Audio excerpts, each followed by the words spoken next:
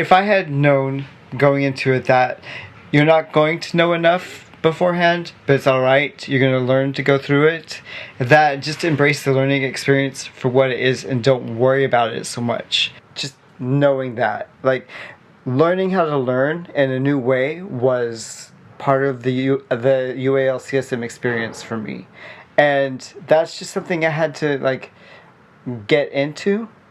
And that realization helped me to forget about myself and kind of get into it, or at least start doing that. But I'm going to tell you, I mean, I'll just be like straight up with you. I had gotten so much anxiety through getting through the coursework because, one, I didn't know I was dyslexic. I didn't know I was dyspraxic. And I had just finished a BA dissertation, and my brain was just like, so, I mean, it was just like rubber. It was like rubber at this point. And then I go into this critical studies program, and it's like, okay, I'm going to start from scratch, give myself a breather. And I thought I had managed it, but, and, you know, and the internal things are like dyslexia and then dyspraxia. And then the external things are like all of this information coming at me. And I think we had like 2 or 3 rounds of essays where we were turning things in, I had just started to freak out, and I wasn't doing anything other than reading and writing. Like, literally doing nothing other than reading and writing. And when the semester was over, when the term was over, I went into CBT, cognitive behavioral therapy. I was so riddled with anxiety.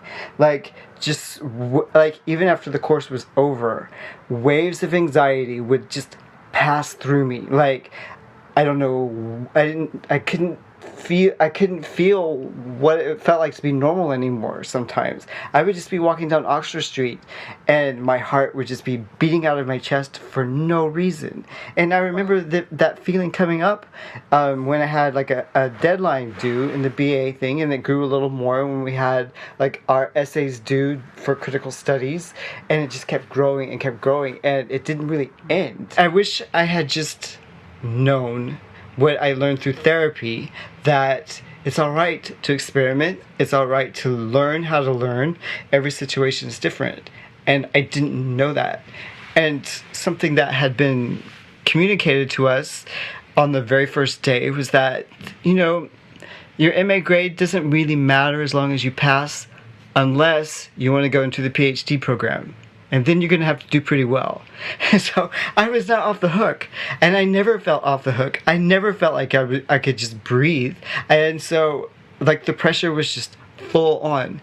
To the point where when it was over, I was not the same person anymore. Like, the demons had grown up around me, and they had, like, taken over, and they would just take over in episodes. I mean, I can certainly relate to that. The pressure was really tough. I mean, really tough in the same way, and I had to kind of get help, and because it was just so much with the essays and the presentations, and that group work was like a baptism of fire. You had terrible groups. Yeah, my group was, we just didn't get on, and it was kind of so full on. And yeah, and then my grandma died like 7 months after my uncle died. That's right. That was another thing we had in common. We both. Yeah. Oh yeah. Of course. Yeah. Okay. Yeah. Yeah, and then I had to go and like seek some help. It was like really full on, and you're right. I feel honestly rewired since I left that course, and it was so stressful. And also the topic that I was looking at, Black Studies, and I almost felt like I was not pushed, but my tutor was like, you know, that's what you should look at. Really? Like maybe, yeah, like subconsciously it wasn't what I was going for, but it was almost as if I didn't go for it, then nobody would know about Black Studies, or I had to hold that beacon up. So even that was another level of pressure. Yeah, I mean, do you think that pressure was there, or do you think it was something you were putting on yourself to do? I mean, I think I was putting it on myself. Okay. But it was the fact that it was almost expected. Yeah. Like, I having to look at that theme, that topic. But then when I did delve into it, it did make sense, and it was something I definitely wanted to, raise the flag about. But after I'd left, after looking at discourse particularly, and fashion and black resistance, in the 60s and the 70s, it was a lot. And honestly, like, doing the MA, it was so much. I mean, I was just like browsing some of the stuff I'd done today, like my MA, my dissertation, and oh, really? Wow, how was that? Yeah, because I know we were talking about this today, and I'll just give you some of the examples I did. One was called Drinking Lemonade: Black Fashion Narratives, which explores the theoretical, historical, and literary frameworks of feminism and race, which feature in Beyonce Knowles' visual album Lemonade. So I did you an wrote essay this? on that. You wrote Yes, an essay? I did okay. that. And then I did like sartorial identity on the African diaspora. And then my dissertation was the study of resistance, the black female body in the 1970s and 80s as symbols of ideological conflict. And that was like full on. Yeah. I mean, I know you both understand, like, when you go deep into a project, but that also, in my case, it's quite a personal project as well at the same time. So kind of when I left, that kind of discourse and looking at resistance, I just totally didn't want to have anything to do with it for a little while. Oh, really? Okay. Yeah, okay. And then that's why I almost started my Instagram page, the Georgian Diaspora. Right. Which was more looking at beauty and the romantic side, what I see as romantic and beauty when I was growing up, when I looked at these pictures and then never saw them anywhere. So that's the basis, because when I was looking at a lot of discourse and black resistance, the kind of stuff I'd see online were always like slave pictures or KKK pictures or just like violence, basically. Right.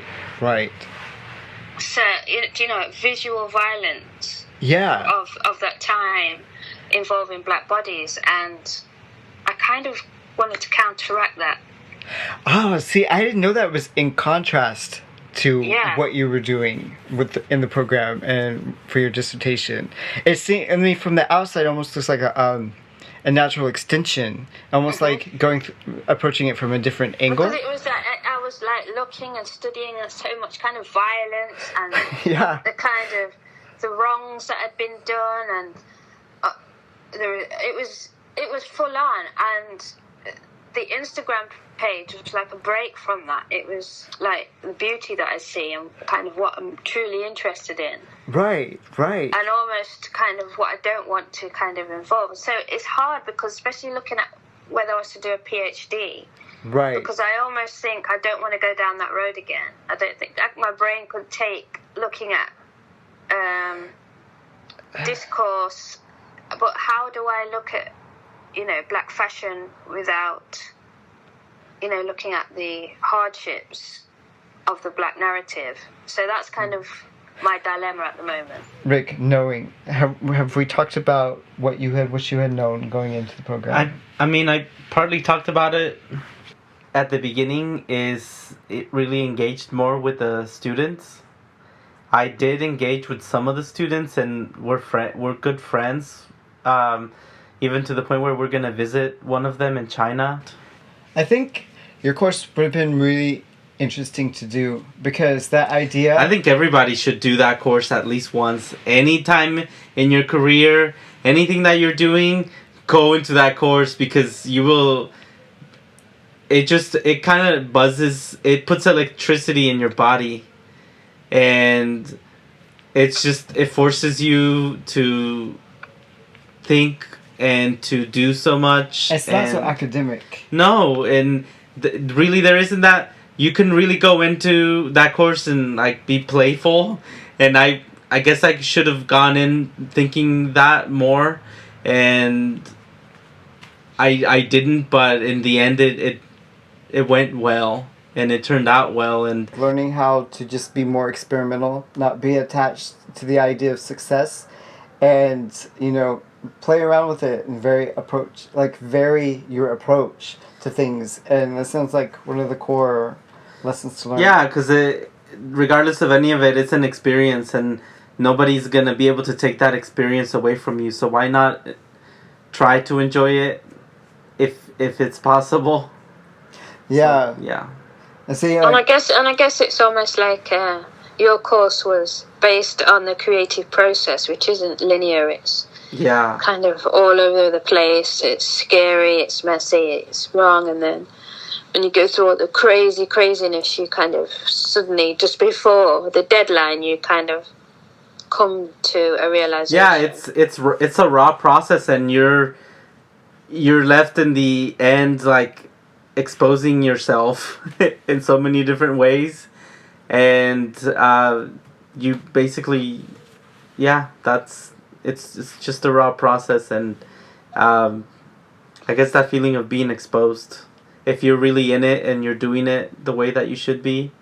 I should really continue doing that work, because it's still really scary, and I think talking to the professionals and getting their feedback on their experiences was really interesting. It's still scary, but all of those things can help people going out of school and feeling like they just dropped off a cliff because the school's done with you and they're on to their next cycle.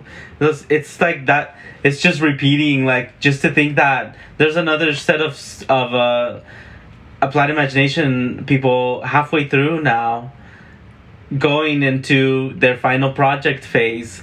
It's crazy, but it's that cycle continues, and dealing with that anxiety and that stuff, that's what I was trying to look into. Yeah.